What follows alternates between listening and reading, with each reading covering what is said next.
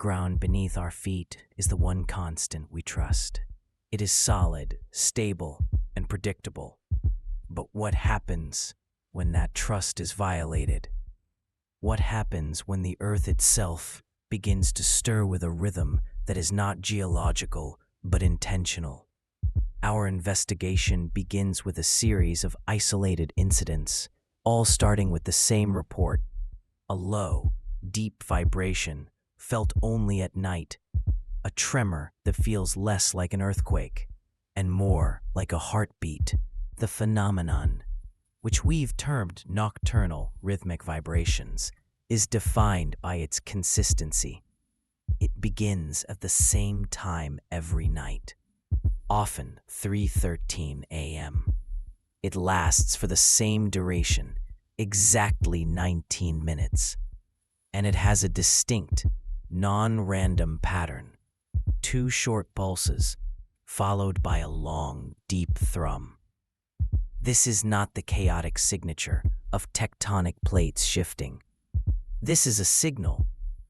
The regularity is the most terrifying part, as it implies intelligence. Something is deliberately knocking on the floor of the world. For those who experience it, sleep becomes a time of dread. The anticipation of the vibration is often worse than the event itself. This creates a state of hypervigilance and anxiety, a psychological condition where the brain is perpetually in fight or flight mode.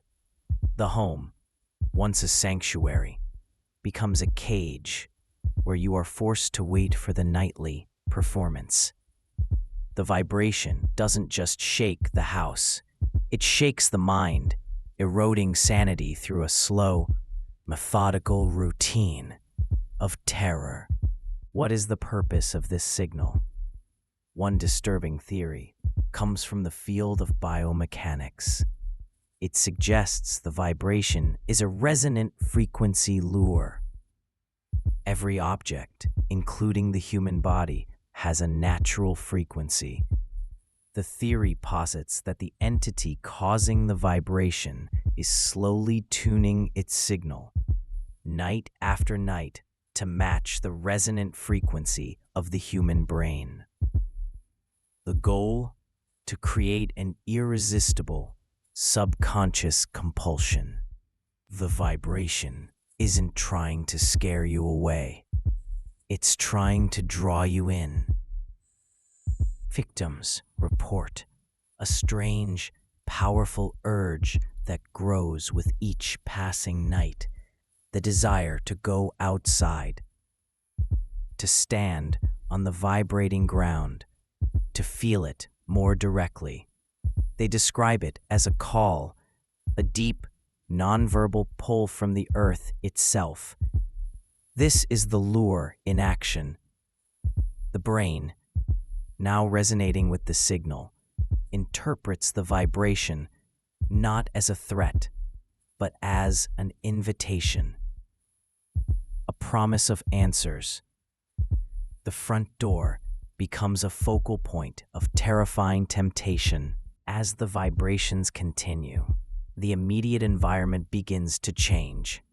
Grass in the yard withers and dies in strange, circular patterns. Pets become agitated, refusing to go outside at night. A fine gray, metallic-smelling dust begins to settle on outdoor surfaces. These are not coincidences.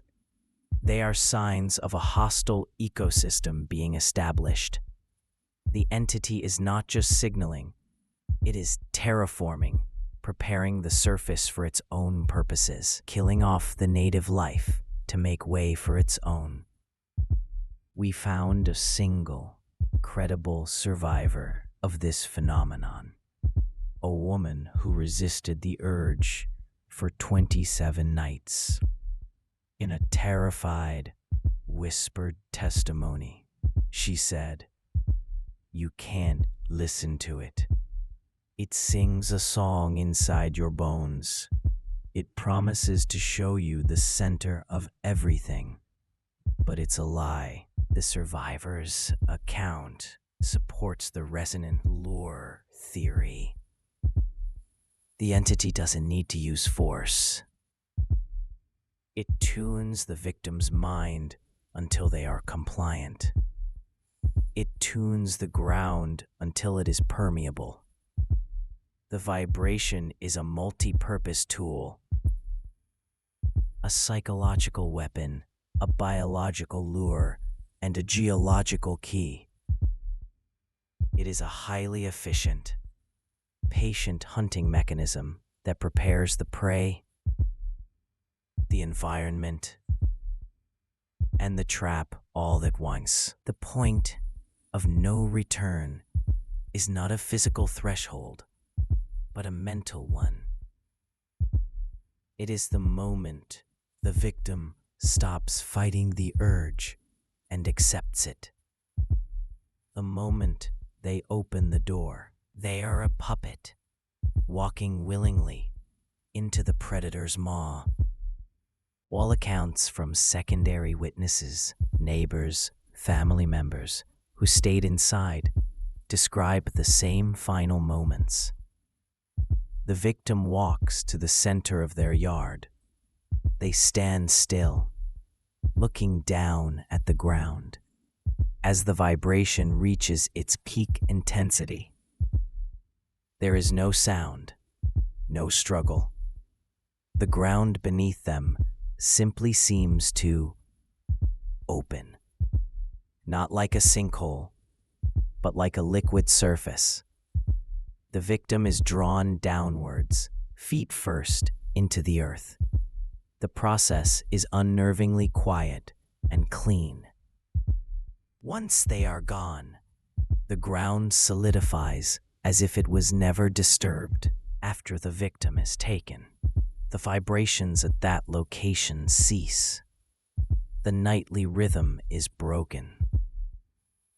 The house becomes silent, but it is not a peaceful silence.